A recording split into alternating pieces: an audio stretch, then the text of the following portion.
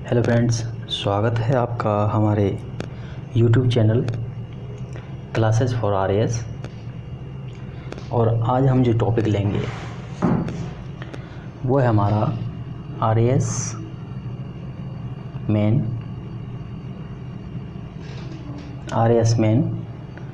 का जो paper first है।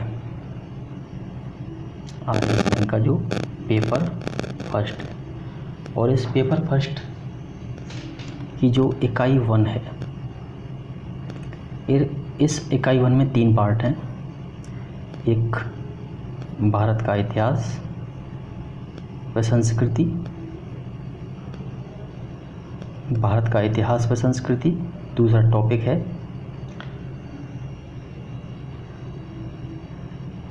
पहला टॉपिक है राजस्थान का इतिहास और संस्कृति, राजस्थान का इतिहास व संस्कृति। दूसरा है भारत का इतिहास और संस्कृति, और तीसरा है आधुनिक विश्व का इतिहास, आधुनिक विश्व का इतिहास। तो आज हम जो टॉपिक लेंगे उस टॉपिक का नाम है, हम जो सीरीज शुरू कर रहे हैं उस सीरीज का नाम है आधुनिक विश्व का इतिहास। सीरीज का क्या नाम है? आधुनिक विश्व का इतिहास। ये पेपर फर्स्ट की इकाई 1 का खंड सा है।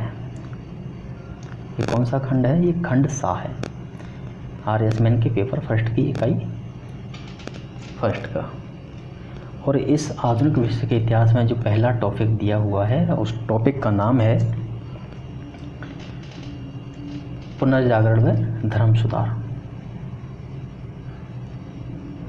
पुनर्जागरण व धर्म सुधार, ये पहला टॉपिक है। और इस टॉपिक में से हम जो टॉपिक लेंगे वो है आपका पुनर्जागरण।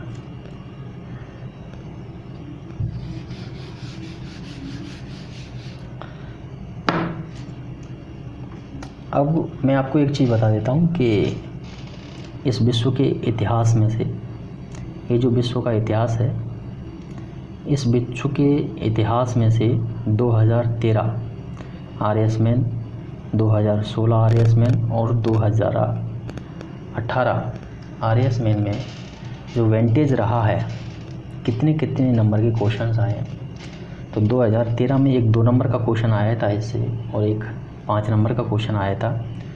2016 में एक 2 नंबर का क्वेश्चन आया था, एक 10 नंबर का क्वेश्चन आया था, और इसी तरीके से 2018 में भी एक 2 नंबर का और एक 10 नंबर का। यानी कि आप अगर देखोगे तो 12 नंबर के जो टॉपिक है वो विश्व के इतिहास से आता है। तो चलो हम शुरू करते हैं पुनर्जागरण।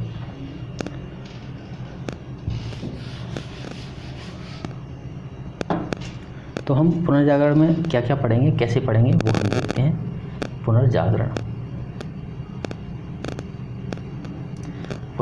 में हम जो चीज़ पढ़ेंगे आज, सबसे पहले तो हम पुनर्जागरण की ऐतिहासिक पृष्ठभूमि देखेंगे। ऐतिहासिक पृष्ठभूमि पुनर्जागरण की हम सबसे पहले क्या देखेंगे? ऐतिहासिक पृष्ठभूमि कि पुनर्जागरण की क्या ऐतिहासिक पृष्ठभूमि है, हम सबसे पहले वो पढ़ेंगे। उसके बाद हम देखेंगे कि पुनर्जागरण के लिए जो स्थिति बनी थी, यानी कि पुनर्जागरण के लिए जो स्थिति बनी थी, पुनर्जागरण क्यों हुआ, तो उस स्थिति का क्या कारण था, उस स्थिति के बनने का क्या कारण था। हम उस स्थिति के बनने के कारणों को जानेंगे, और उसके बाद में उस स्थिति में परिवर्तन कैसे आया, और उस परिवर्तन को आने के बाद में लोगों के जीवन में क्या परिवर्तन आए, हम सबसे पहले इन 4 पॉइंटों को देखेंगे। उसके बाद में हम जो अगले जो सीरीज चलेगी हमारी, अगले दिन पुनर्जागरण का जो अर्थ क्या होता है, पुनर्जागरण के कारण क्या हैं, पुनर्जागरण इटली में ही क्यों प्रारंभ हुआ, पुनर्जागरण के साहित्य पर, कला पर और विज्ञान पर और पुनर्जागरण का क्या परिणाम और क्या महत्व थे, हम उस पर चर्चा करेंगे। लेकिन आज जो हमारी आज की जो क्लास रहेगी वो हमारी इन 4 टॉपिकों पे आधारित रहेगी। तो चलो शुरू करते हैं हम पुनर्जागरण।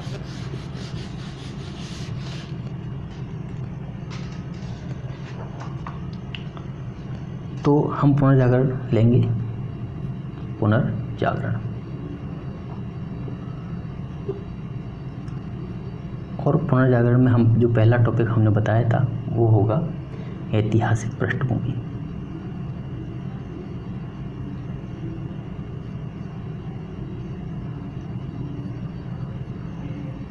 ये क्या चीज़ है, हम इस चीज़ को समझेंगे। तो हम क्योंकि पुनर्जागरण कहाँ पे शुरू हुआ था, एक ऐसे बता देता हूँ कि इटली में शुरू हुआ।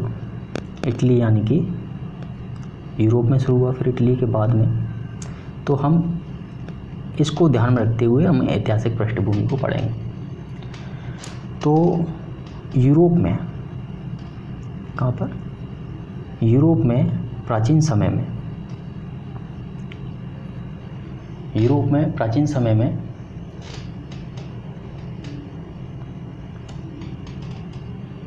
एक छोटा सा देश होता था और उस देश का नाम था यूनान। यूरोप में प्राचीन समय एक देश था यूनान, और इस छोटे से देश यूनान ने अपनी एक बहुत ही बड़ी सभ्यता व संस्कृति बनाई। उसने अपनी बहुत ही बड़ी सभ्यता व संस्कृति का निर्माण किया था। किसने किया? सबसे पहले यूनान ने किया। अब इस यूनान की सभ्यता और संस्कृति का पतन हो जाता है, और इसके पतन के बाद में यूरोप में ही, इसके पतन के बाद में यूरोप में एक संस्कृति और आती है। वो संस्कृति थी रोमन संस्कृति। ये रोमन संस्कृति भी इटली में आई थी, इटली में हुई थी। लेकिन जिस तरीके से इस सभ्यता संस्कृति का पतन हुआ, इसी तरीके से बहुत समय बाद इस रोमन की सभ्यता का भी पतन हो जाता है। और इस रोमन की सभ्यता का जो पतन हुआ था वो 4वीं और 5वीं शताब्दी के समथिंग हुआ था। 4वीं और 5वीं शताब्दी के समथिंग हुआ था। ठीक, ये जो रोमन संस्कृति थी वो इसी प्राचीन यूनानी सभ्यता और संस्कृति के पदचिन्हों पर बनी हुई थी। यानी कि इसके जो लक्षण थे वही इसके लक्षण थे, इसका जो ज्ञान था वही इसका ज्ञान था। तो इस संस्कृति का आगे चल के 4वीं और 5वीं शताब्दी के समथिंग पतन हो जाता है। इस पतन के बाद में जो यूरोप है, यूरोप में एक केंद्रीय सत्ता का अभाव हो जाता है। यानी कि ये जो रोमन साम्राज्य था, पूरी केंद्रीय शक्ति थी इतनी बड़ी, इसका पतन होने के बाद में केंद्रीय सत्ता का अभाव हो जाता है। और इस केंद्रीय सत्ता के अभाव के कारण जो पूरा जो यूरोप है, इस अभाव के कारण जो पूरा यूरोप है वो छोटे छोटे राज्यों में बढ़ जाता है, छोटे छोटे राज्यों में बढ़ जाता है। और ये छोटे छोटे राज्य में कौन शासन करते थे? सामंत शासन करते थे। और इसी सामंत शासन को सामंतवादी व्यवस्था कहा गया। सामंतवादी व्यवस्था कहा गया। और ये जो सामंतवादी व्यवस्था थी ये 4वीं-5वीं शताब्दी से शुरू हुई। कब से शुरू हुई? 4वीं से लेकर 5वीं शताब्दी से शुरू हुई, और ये 14वीं शताब्दी तक, 14वीं और 15वीं शताब्दी तक चली। यानी कि तकरीबन 1000 साल तक, 1000 साल तक सामंतवादी व्यवस्था थी। वो यूरोप में डेरा डाले रखा उसने। ठीक है। अब इस व्यवस्था के कारण, सामंतवादी व्यवस्था के कारण ही ये जो काल है, इस काल को 1000 साल का जो समय काल है, इसको ही अंधकारमय युग कहा गया। इसको क्या कहा गया? अंधकारमय युग कहा गया।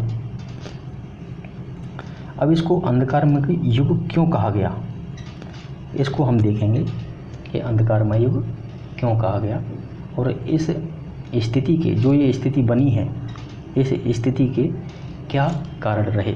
इन सामंतों ने ऐसा क्या किया कि जिसके कारण यूरोप में अंधकारमय हो गया, पूरा अंधकार छा गया यूरोप में। 4वीं शताब्दी से लेकर 15वीं शताब्दी तक अंधकार ही अंधकार हो गया। ऐसा क्या काम किया था?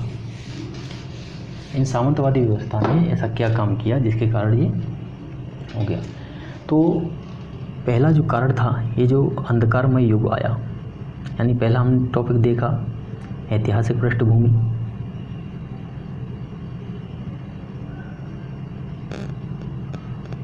और इस ऐतिहासिक पृष्ठभूमि से हमने निष्कर्ष निकाला कि यूरोप कहाँ पहुँच गया है, अंधकारमय युग में पहुँच गया है,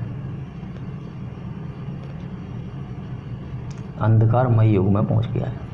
ठीक है, अब इस अंधकारमय युग में पहुँचने के कारण ये जो स्थिति है अंधकारमय युग की, इस स्थिति के क्या कारण है,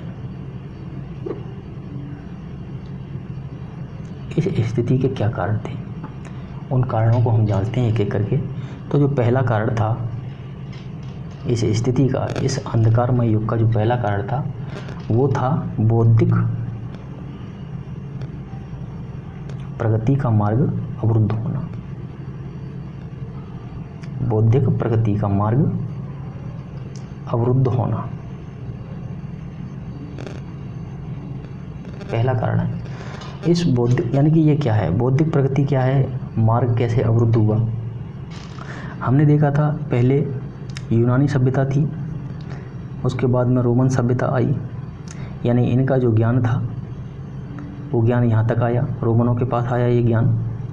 अब इसके बाद में सामंती व्यवस्था आ जाती है।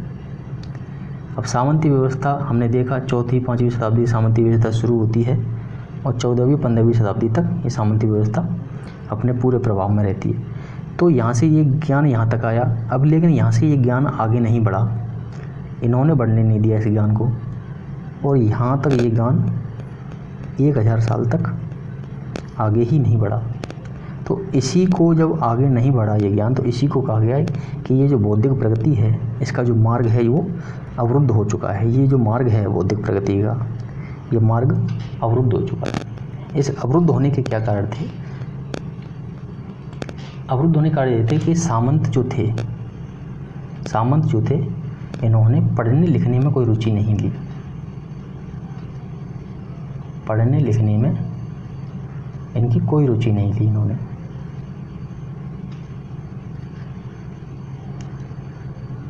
ये सामंत लोग ना तो खुद पढ़ते थे और ना ही किसी को पढ़ने देते थे। ठीक है, अब जब खुद नहीं पढ़ेंगे, किसी को पढ़ने नहीं देंगे, ये जनता को भी नहीं पढ़ने देते थे।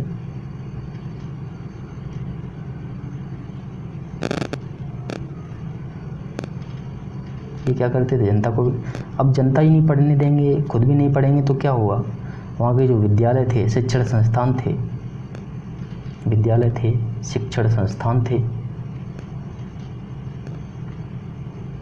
वो क्या हो गए, बंद हो गए। अब जब विद्यालय शिक्षण संस्थान ही बंद हो जाएंगे तो जो ज्ञान है वो आगे कैसे बढ़ेगा, वो वहीं रुक गया।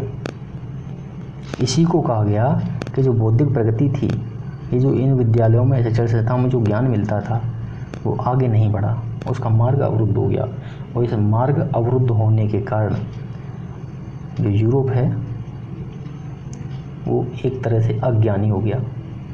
वो भूल बैठा कि हमारे पास प्राचीन समय में यूनान और रोमन जैसी संस्कृति भी हुआ करती थी, इनको भुला दिया गया, सामंतों ने बिल्कुल भुला दिया इनको। तो ये स्थिति एक पहला कारण था कि जो यूरोप है वो अंधकारमय युग में पहुंच गया। अब इसके दूसरे कारण पर चर्चा कर लेते हैं।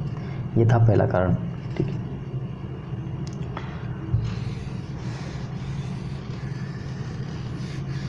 दूसरे कारण पर हम चर्चा कर लेते हैं। दूसरा कारण क्या रहा अंधकारमय युग का, तो इसका जो दूसरा कारण था वो था धर्म एवं धर्माधिकारियों का बढ़ता आतंक। धर्म एवं धर्माधिकारियों का बढ़ता आतंक।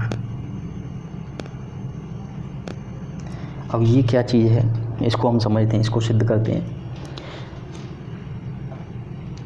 अब देखो, हमने यहाँ पे देखा कि जो सामंत लोग थे, यहाँ पे हमने देखा कि जो सामंत लोग थे वो किसी को ना तो खुद पढ़ रहे हैं और ना दूसरों को पढ़ने दे रहे हैं। लेकिन फिर भी पढ़ाई का जो थोड़ा बहुत काम था, वो पादरियों का रह गया। पादरी थोड़ा बहुत पढ़ाई करते थे, वो पादरियों के हिस्से में आया। पोप हुआ करते थे, है ना, उनके हिस्से में आया। लेकिन इन पादरियों ने क्या किया, क्योंकि इनके पास धर्म ग्रंथ होते थे, इन पादरियों ने भी धर्म ग्रंथों को लोगों तक नहीं पहुंचने दिया। उसका जो ज्ञान था वो लोगों तक नहीं पहुंचाया। जबकि इनका काम क्या था, लोगों को धर्म के बारे में अच्छी जानकारी देना। लेकिन इन्होंने भी क्या किया, जो काम सामंतों ने किया वही काम इन्होंने भी किया।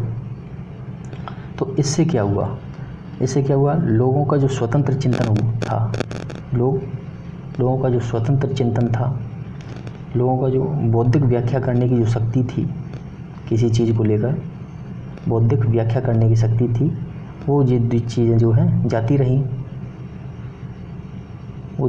रहीं। यानी कि जब लोगों को कुछ पढ़ने को नहीं मिलेगा, है ना, पादरियों का काम था लोगों को समझाना।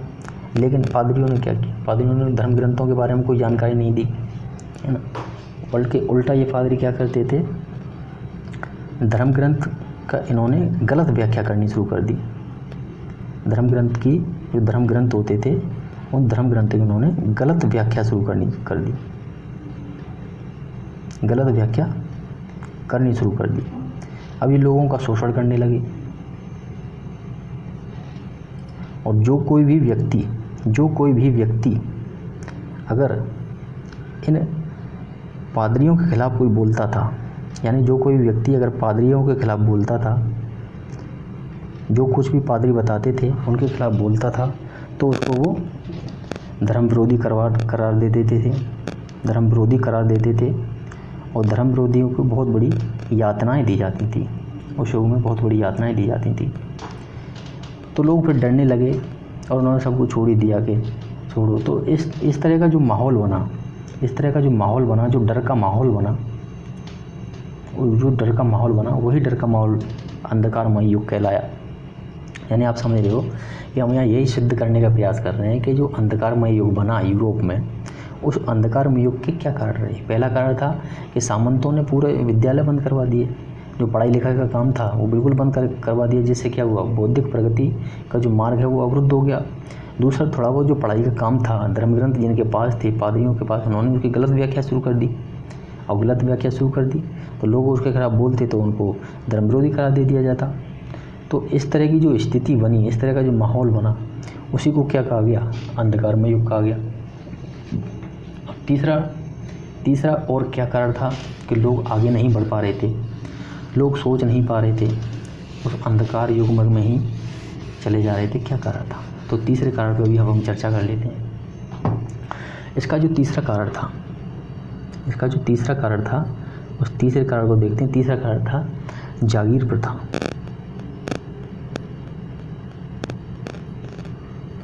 तीसरा कारण क्या था, जागीर प्रथा। जो सामंत होते थे, हमने पढ़ा सामंतों के नीचे जो लोग होते थे वो जागीर होते थे, है ना। यूरोप में इस जागीर प्रथा को कहते थे मैनर व्यवस्था।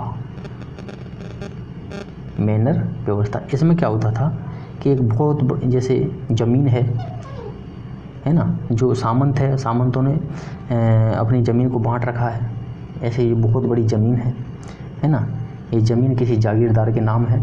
कोई मान लो ए जागीरदार है, और जो ए जागीरदार है वो एक्स सामंत के नीचे काम करता है ना। ये जागीरदार अपने इसमें क्या करवाता है, कृषि करवाता है, खेती करवाता है। और खेती के लिए उसको मजदूरों की आवश्यकता है। तो खेती के लिए मजदूरों की आवश्यकता है, तो जो मजदूर काम कर रहे हैं उसके खेत में, ठीक है, ये मजदूर काम कर रहे हैं। अब होता क्या था इस जागीर प्रथा में, अगर ये जो मजदूर है इसका मन नहीं है कि साहब मैं इसके खेत में काम नहीं करूँगा, और मैं तो किसी दूसरे प्रदेश में जाके या किसी दूसरे शहर में जाके मैं वहाँ काम करूँगा, इसका मन कर रहा है। तो उस समय की जो जागीर व्यवस्था थी, उस समय की जो मैनर व्यवस्था थी, उसमें ये होता था कि अगर इसको कहीं जाना है तो इसकी परमिशन लेनी पड़ेगी। अगर ये यस करेगा तो ही जाएगा, अगर इसने नो कर दिया तो इसको काम करना ही पड़ेगा खेत में। तो आप जानते हो कि जागीरदार ऐसी कोई परमिशन नहीं देते थे इन लोगों को। तो यही जो स्थिति थी, लोग क्या है बंध के रह गए, उनकी हिम्मत नहीं होती थी, कहीं आ जा नहीं सकते थे। तो इस स्थिति के कारण भी अंधकारमय युग बना। इसके बाद हम चौथा कारण देखते हैं।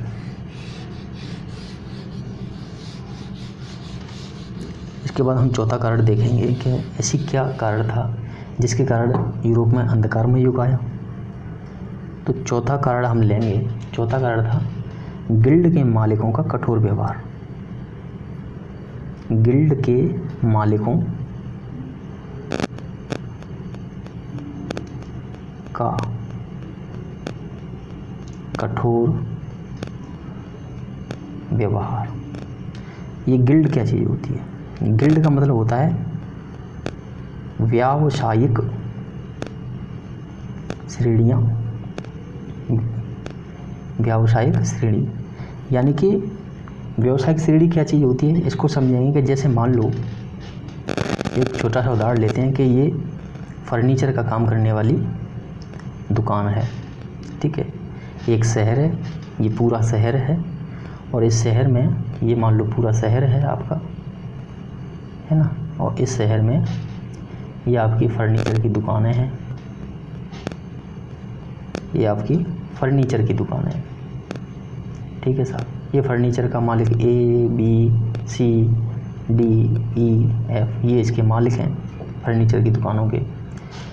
तो गिल्ड व्यावसायिक श्रेणी क्या होती थी कि एक तरह के व्यवसाय वाले जो लोग थे वो आपस में मिलकर एक संघ बना लेते थे, आपस में मिलकर एक संघ बना लेते थे, और इसी संघ को क्या कहा जाता था? व्यावसायिक श्रेणी कहा जाता था। अब इसमें वही व्यवस्था काम करती थी जो मैनर व्यवस्था काम करती। यानी कि इस फर्नीचर की दुकान पर मान लो ये मोहन काम कर रहा है, सोहन काम कर रहा है, और ये राधे काम कर रहा है, और ये मूलाराम काम कर रहा है। इस मूलाराम को यहाँ काम करते हुए 10 साल हो गए। कितने साल हो गए? 10 साल हो गए। ये मतलब ये परफेक्ट हो गया अपने काम में बिल्कुल। इस फर्नीचर की दुकान पे ये बहुत अच्छा बेड बना लेता है, कुर्सी बना लेता है, टेबल बना लेता है। अब इसके मन में आई कि साहब मैं तो अपनी खुद की अलग दुकान खोलूँगा। अब लेकिन चूँकि गिल्ड व्यवस्था है, व्यावसायिक श्रेणी व्यवस्था है, गिल्ड व्यवस्था है, तो इसको अपनी दुकान से छुटकारा पाने के लिए अपने मालिक बी से परमिशन लेनी पड़ेगी। मालिक बी से परमिशन के मालिक साहब मैं एक अलग दुकान खोलना चाहता हूँ। तो आप जानते हो ऐसी कोई परमिशन इनको मिलती नहीं थी। तो यही जो व्यवस्था थी कि लोग जिस काम में लगे हैं वहीं पर पढ़ रहे हैं, मतलब उनको कोई परमिशन नहीं मिल रही है कहीं पे भी अपना स्वयं का काम करने की। तो इसी व्यवस्था को गिल्ड व्यवस्था, व्यावसायिक श्रेणी व्यवस्था, और उस श्रेणी की व्यवस्था के जो मालिक थे उनका बहुत ही कठोर व्यवहार होता था, ठीक है। तो ये जो स्थितियाँ थी, ये जो हमने 4 स्थितियाँ जानी, ये जो हमने 4 स्थितियाँ जानी, ये 4 स्थितियों के कारण जो पूरा जो यूरोप है, इन 4 स्थितियों के कारण, इन 4 स्थितियों के कारण ये जो पूरा यूरोप है जो अंधकारमय हो गया। तो हमने जो इतनी चीज़ें बताई उनमें पुनर्जागरण की हम जो अभी पृष्ठभूमि तैयार कर रहे हैं कि पुनर्जागरण से पहले क्या स्थिति थी, ये पुनर्जागरण से पहले की स्थिति चल रही है। 14वीं शताब्दी में एक छोटी सी बात बताई, 14वीं शताब्दी में और 15वीं शताब्दी में पुनर्जागरण की शुरुआत होती है, पुनर्जागरण की शुरुआत होती है ना साहब। ये साहब 14वीं 15वीं शताब्दी है, और यहाँ से यहाँ तक ये है आपकी 4वीं 5वीं शताब्दी। यहाँ से ये सामंत काल है, और यही अंधकारमय युग है ना, अंधकार युग है। और इससे पहले उनका स्वर्ण काल रहता है जिसमें यूनानी सभ्यता और रोमन सभ्यता रहती है। तो हम इस चीज़ को पढ़ रहे हैं, हम अभी क्या समझ रहे हैं, इस चीज़ को पढ़ रहे हैं कि इस स्वर्ण काल के बाद में ऐसी क्या स्थितियाँ बनी, ऐसी कौन सी स्थितियाँ बनी कि यहाँ पर अंधकारमय युग आया और पुनर्जागरण की ज़रूरत महसूस हुई। तो हम इसी चीज़ को समझ रहे हैं कि यूरोप में जो अंधकारमय युग आया, उस अंधकारमय युग के क्या कारण थे। पहला कारण तो ये था कि सामंती व्यवस्था शुरू हो जाती है इस जगह से, चौथी 5वीं शताब्दी से वो सामंती व्यवस्था ने क्या किया, सबसे पहले पढ़ाई लिखाई बंद करा दी, क्योंकि उनको पता था लोग पढ़ेंगे तो अपने अधिकारों की मांग करने लग जाएंगे, है ना। दूसरी धर्माधिकारियों को भी पता था लोग अगर धर्म ग्रंथों का स्वयं अध्ययन करने लगेंगे तो फिर हमारी बातों को कौन मानेगा। जैसा आजकल हम देखते हैं कि लोग पढ़े लिखे लोग हैं, धर्म की बातों में कम ही विश्वास करते हैं। विश्वास का मतलब यह है कि कोई भी चीज़ है उसको स्वयं के बुद्धि से वो उस चीज़ का आकलन करते हैं। किसी ने कह दिया कुछ तो उस पर आंखें बंद करके विश्वास नहीं करते हैं, ठीक है। तो धर्म और धर्माधिकारियों ने आतंक बहुत कर दिया। कोई भी उनके विरुद्ध बोलता था तो उसको फांसी तक दे दी जाती थी। उसके बाद में हमने जागीर व्यवस्था देखी, फिर गिल्ड के मालिकों को कठोर व्यवहार देखा, किस तरीके से मूलाराम को नहीं जाने दिया काम करने के लिए।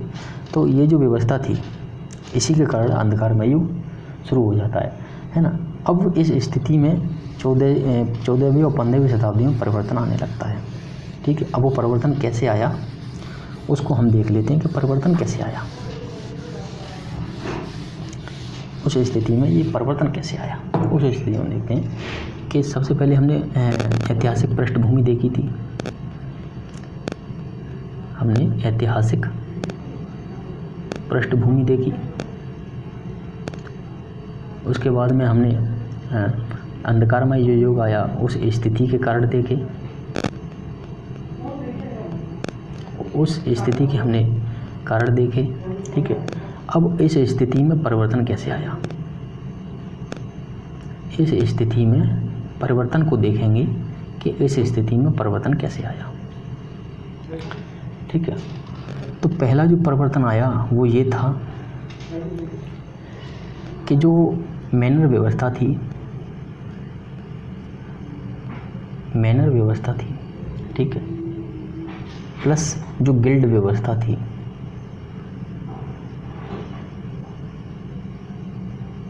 क्यों मैनर व्यवस्था थी और जो गिल्ड व्यवस्था थी, इस व्यवस्था से लोग जो है से संबंध तोड़ना, लोगों द्वारा इससे संबंध तोड़ना, यानी कि मैनर व्यवस्था और गिल्ड व्यवस्था, उससे संबंध तोड़ लिया लोगों ने। यानी कि 1000 साल तक लोग इस तरह से दबे रहे। अब 1000 साल का जो समय होता है वो कम नहीं होता है। तो इस समय काल के बाद में लोगों में थोड़ा बहुत ज्ञान आने लगा, थोड़ा बहुत अपने बारे में सोचने लगे, तो उन्होंने इस मैनर व्यवस्था और गिल्ड व्यवस्था से अपना संपर्क तोड़ने लगा। अब जो किसान थे, इस मैनर व्यवस्था में जो किसान थे वो या तो स्वयं की कोई दुकान खोलने लग गए, है ना, या कहीं शहर में जाके दूसरा काम करने लग गए। इसी तरह जो गिल्ड के जो लोग थे, गिल्ड व्यवस्था के अंतर्गत जो कर्मचारी काम करते थे, जो कामगार होते थे, वो स्वयं का काम करने लग गए, वो स्वयं का काम करने लगे, इन लोगों की बातों को नहीं मानने लगे वो। तो इस तरह से पहली जो स्थिति बनी कि किसानों ने, कामगारों ने इस मैनर व्यवस्था और गिल्ड व्यवस्था से संबंध तोड़ लिए। दूसरी जो स्थिति बनी वो ये थी रूढ़ि विचारों का विरोध।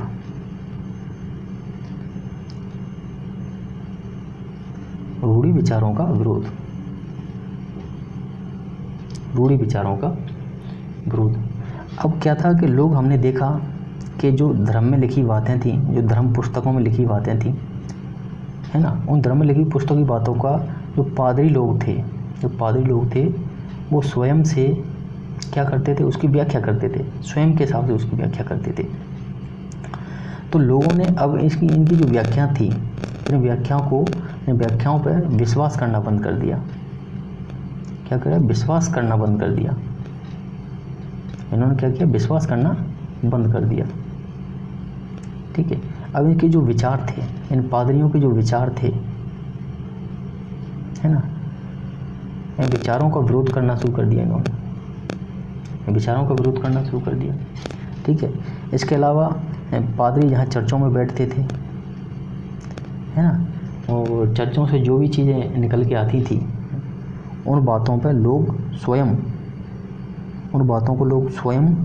तथ्यों के आधार पर परखने लग गए। तो इस स्थिति के कारण परिवर्तन आने लगा। अब लोगों में इतना ज्ञान कहाँ से आ रहा है? अब आप सोच रहे हो अचानक ऐसे परिवर्तन कहाँ से आने लग गया? लोग क्यों विरोध? पहले तो लोग नहीं करते थे, फिर लोग क्यों करने लग गए विरोध, है ना। तो उसको देख लेते हैं हम लोग क्यों। दूसरी हमने देखा रूढ़ि विचारों का विरोध था, रूढ़ि विचारों का विरोध।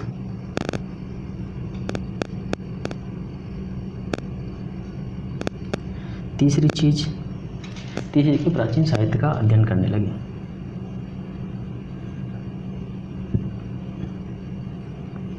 प्राचीन साहित्य का अध्ययन, यहाँ पे प्राचीन धर्म ग्रंथ नहीं है, आप सब समझना, प्राचीन साहित्य का अध्ययन करने लगे। यानी कि जो रोमन और यूनानी सभ्यता थी इनकी, पहली जो यूनानी और जो रोमन सभ्यता थी, उसकी जो पांडुलिपियाँ थीं अभी भी इन शहरों में मौजूद थीं। अभी भी इन शहरों में क्या थी, ये पांडुलिपियाँ मौजूद थी। तो इन पांडुलिपियों का इन लोगों ने क्या किया, स्थानीय भाषाओं में, इनका स्थानीय भाषाओं में इन्होंने अनुवाद करना शुरू कर दिया। और स्थानीय भाषाओं में जब पुस्तकें मिलने लगी तो लोग उसका अध्ययन करने लगे, और जब अध्ययन करने लगे तो उनमें इतना ज्ञान आने लग गया कि क्या चीज़ सही है और क्या चीज़ यानी गलत और सही की वो व्याख्या करने लग गए। गलत और सही की व्याख्या करने लगे कि हमें क्या करना है और क्या नहीं करना है, इस तरह की वो व्याख्या करने लगे। अब जब इस तरह की जब परिवर्तन आया, जब इस तरह का जो परिवर्तन आया, इन तीन चीज़ों के कारण जो परिवर्तन आया, अब परिवर्तन के कारण लोगों के व्यवहार में किस तरीके से परिवर्तन आया उसको हम देखते हैं। ठीक है, लोगों के व्यवहार में क्या परिवर्तन आया, व्यवहार में परिवर्तन, यानी कि हमने देखा ऐतिहासिक पृष्ठभूमि देखी हमने पहले, और उसके बाद में वो जो स्थिति बनी उस स्थिति का कारण देखा हमने, स्थिति में परिवर्तन किस प्रकार से आया वो देखा अभी हमने। अब उस स्थिति में परिवर्तन के बाद में जो वहाँ के लोग थे उन लोगों के व्यवहार में क्या परिवर्तन आता है वो देख लेते हैं। तो पहला जो परिवर्तन आता है उनके व्यवहार में, पहला परिवर्तन था कि जीवन के प्रति उनका दृष्टिकोण बदल गया। जीवन के प्रति उनका दृष्टिकोण बदल गया, यानी कि जीवन के प्रति उनका दृष्टिकोण बदला। कैसे बदला, यानी कि पहले लोग जीवन के प्रति कैसे देखते, पहले जैसे मान लो कोई कृषक था, हमने देखा मैनर व्यवस्था में कृषक था, गिल्ड व्यवस्था में जो कामगार होते थे वो स्वयं चाहे भले ही कितना अच्छी किसानी कर लेता हो या अच्छा काम कर लेता हो, लेकिन उसी के दब के काम लेता। लेकिन अब क्या हुआ, इनको महसूस होने लगा कि मैं जो काम कर रहा हूँ वो मेरा स्वयं का काम है, मैं जो कृषि कर रहा हूँ ये मेरे स्वयं के द्वारा की हुई कृषि है, ये जो कृषि जो मैं कर रहा हूँ ये स्वयं के जो मेरे ज्ञान के कारण हो रही है। ये कह रहा है कि मैं जो अच्छी जो काम कर रहा हूँ है ना, मैं जो भी काम कर रहा हूँ उसमें मेरा ज्ञान लग रहा है ना, गिल्ड के मालिक का कोई ज्ञान नहीं है उसमें। तो अपने जीवन के प्रति इन्होंने सोचना शुरू कर दिया। ठीक है, अपनी उपलब्धियों को पहचानना शुरू कर दिया। ठीक है, दृष्टिकोण बदला तो क्या हुआ, दृष्टिकोण बदला तो लोगों ने अपनी उपलब्धियों को पहचानना शुरू कर दिया।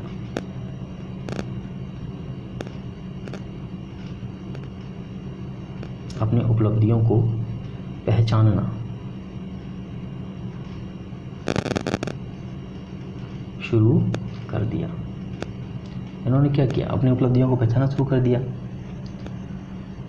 अब तक क्या होता था, जो धर्म ग्रंथ जो चर्च वगैरह होते थे, पादरी वगैरह होते थे, वो लोगों को परलोक के बारे में ही ज्ञान देते थे। आप ऐसा करोगे तो नरक में चले जाओगे, है ना, ऐसा करोगे तो आपका जो नरकी जीवन होगा। ठीक है, अब लोगों ने क्या किया, अब लोग जो है परलोक के स्थान पर,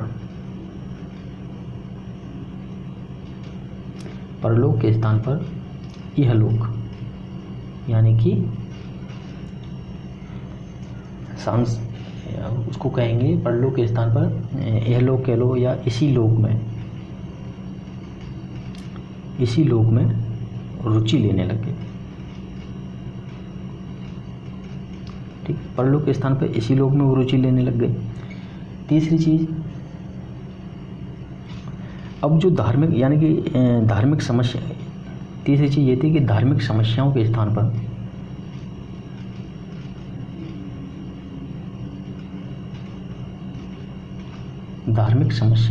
पर सांसारिक समस्याओं पर ध्यान देने लगे। सांसारिक समस्याओं पर ध्यान देने लगे। ठीक है, इसका मतलब ये होता है कि पहले जो लोग, जो पादरी होते थे, वो कहते थे कि आपका जन्म ही, आपका इस धरती पर जन्म लेना ही पाप है। पादरी लोग यहाँ तक कहते थे कि आपका इस धरती पर जन्म लेना ही पाप है, और आप इसके लिए ये करो कि मैं अगर आपको हिंदुस्तानी भाषा में समझाऊं तो आप ये पूजा करो, है ना, आप इस भैंसे की पूजा करो, और भैंसे की पूजा करने से आपको क्या है, आपको पुत्र प्राप्ति होगी, मान लो पुत्र प्राप्ति होगी। ठीक है, तो इस तरह की बातें उस ज़माने में होने लगी। तो ये एक तरह की धार्मिक समस्याएं पहले मानते थे। अब वो कह के ठीक है, अब कहने लगे ये लोग कि भाई ये भैंसे वैसे को छोड़ो, पूजा वूजा छोड़ो, हम तो जो हमारी समस्या है, स्वयं की समस्या है, हम उसको खुद ही निपटारा कर लेंगे। तो धार्मिक समस्याओं के स्थान पर वो सामाजिक, जो सांसारिक समस्याओं पर ध्यान देने लग गए थे। ठीक है, अब जब सांसारिक समस्याओं पर ध्यान देंगे, इसी लोग पर ध्यान देंगे, तो क्या होगा? इससे ये होगा कि वो लोग इसी संसार को स्वर्ग बनाने की सोचने लगे। इसी संसार को स्वर्ग बनाने की सोचने लगा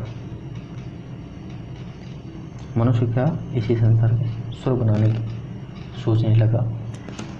अब हमारा जो मेन पॉइंट आया निकल के, वो ये सामने आया कि सबसे पहले हमने देखा कि पुनर्जागरण की ऐतिहासिक पृष्ठभूमि क्या थी, फिर जो स्थिति बनी उस स्थिति के क्या कारण थे। शॉर्ट में मैं बता दूं कि पहले यहाँ पे यूनानी सभ्यता हुआ करती थी, है ना, यूनानी सभ्यता हुआ करती थी शुरुआत में। उसके बाद में रोमन सभ्यता आई, है ना, रोमन सभ्यता 14वीं 5वीं शताब्दी तक चली। और उसके बाद में जो 1000 जो समय आया काल, 1000 साल का जो समय था 14वीं 15वीं शताब्दी तक का, है ना, तो ये तो थी इसकी ऐतिहासिक पृष्ठभूमि। ये जो स्थिति बनी, इसको कहते हैं हम अंधकारमय युग। इस अंधकारमय युग के क्या कारण थे वो हमने इसमें देखा। इसके बाद में यहाँ स्थिति में परिवर्तन आने लगा, इस जगह पे परिवर्तन आने लगा स्थिति में 14वीं 15वीं शताब्दी में। ठीक है, और परिवर्तन आने के बाद में यहाँ तक लोगों के व्यवहार में ये वाले परिवर्तन आने लग गए कि उनका जीवन के प्रति दृष्टिकोण बदल गया, वो स्वयं की अपनी उपलब्धियों को पहचानने लग गया। अब वो परलोक के स्थान पर इसी लोक पर रुचि लेने लग गया, धार्मिक समस्याओं के स्थान पर सांसारिक समस्याओं पर ध्यान देने लग गया।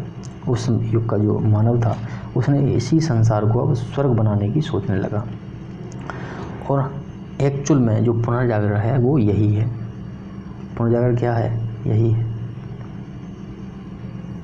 ये जो सोच है लोगों की वही पुनर्जागरण है ना। ये जो स्थिति बदली, इसी स्थिति को, इसी जगह को पुनर्जागरण कहा गया है। इसी जगह को क्या कहा गया है? पुनर्जागरण कहा गया है। यानी कि यूनानी सभ्यता थी उनके पास में, रोमन सभ्यता थी, ये दोनों सभ्यताएं जब नष्ट हो जाती हैं तो यहाँ अंधकारमय युग आ जाता है। और इस अंधकारमय युग के बाद में लोग अपनी जो प्राचीन रोमन और यूनानी जो ज्ञान है उस ज्ञान की प्राप्ति जब लोग करने लगे, उस ज्ञान की प्राप्ति के माध्यम से लोग अपने स्वयं की जो उपलब्धियाँ हैं उनको पहचानने लगे, है ना। और इसी लोग को संसार बनाने में जो जुट गए तो उसी स्थिति को यानी कि फिर वो धर्म और पादरियों के जो विचार होते थे उनको अपने तथ्यों के आधार पर परखने लग गए, तो उसी स्थिति को एक्चुअल में पुनर्जागरण कहा गया। तो फ्रेंड्स, आज की क्लास जो है हमारी यहीं पर समाप्त होती है और पुनर्जागरण का ये पहला पार्ट है। और इसके बाद में हम पुनर्जागरण का जो क्या क्या चैप्टर रहेंगे पुनर्जागरण के वो मैं एक बार बता देता हूँ। उसके बाद में जो अगली क्लासों में हम पुनर्जागरण का अर्थ पढ़ेंगे, पुनर्जागरण के कारण पढ़ेंगे और पुनर्जागरण का अर्थ पढ़ेंगे, कारण पढ़ेंगे, पुनर्जागरण का इटली में होने के कारण पढ़ेंगे, इटली में ही क्यों हुआ पुनर्जागरण उसको कारण पढ़ेंगे। फिर उसके बाद में पुनर्जागरण जब होता है तो उसके बाद में वहाँ के साहित्य पर, वहाँ की कला पर, है ना, और वहाँ के विज्ञान पर क्या प्रभाव पड़ा इस पुनर्जागरण का वो भी हम देखेंगे। और पुनर्जागरण के क्या परिणाम होते हैं वो भी देखेंगे। और इस पुनर्जागरण में एक जो भावना निकल के सामने आती है वो थी मानववाद। तो इस मानववाद के कॉन्सेप्ट को भी हम पढ़ेंगे। तो इस तरीके से हमारा पुनर्जागरण का जो चैप्टर है अच्छी तरीके से पढ़ेंगे। मेरा जो पढ़ाने का तरीका है वो थोड़ा डिटेल में पढ़ाने का तरीका है, थोड़ा डिटेल में पढ़ाता हूँ। यानी कोई भी चीज़ है उसके कॉन्सेप्ट को समझ लो, उसके बाद में थ्योरी आप स्वयं से बना सकते हो। कॉन्सेप्ट को समझने के बाद में थ्योरी बनाना आसान होता है। अगर आपको कॉन्सेप्ट नहीं पता किसी भी चीज़ का तो आप थ्योरी पे काम नहीं कर सकते हैं, आप थ्योरी नहीं कर सकते हैं। इसलिए ये चैप्टर भले ही आपको लंबे लगेंगे, हो सकता है थोड़ा बहुत किसी को बोरिंग भी लग जाए अगर कोई पहली बार पढ़ रहा है, लेकिन जो एक्चुअल में अगर आरएएस की तैयारी कर रहा है, जो आरएएस की तैयारी कर रहा है तो उसके लिए ये चीज़ ज़रूरी है। ठीक है, तो फ्रेंड्स आज का जो हमारी क्लास है यहीं समाप्त होती है। और आप सभी से विनती है कि हमारे जो चैनल है उसको लाइक करें, सब्सक्राइब करें, साथ में जो बेल आइकन है उस बेल आइकन को प्रेस करें। ठीक है, और इसके बाद में कमेंट भी करें कि आपको चीज़ें कैसी लग रही हैं। लाइक करें, सब्सक्राइब करें, कमेंट करें। Thank you.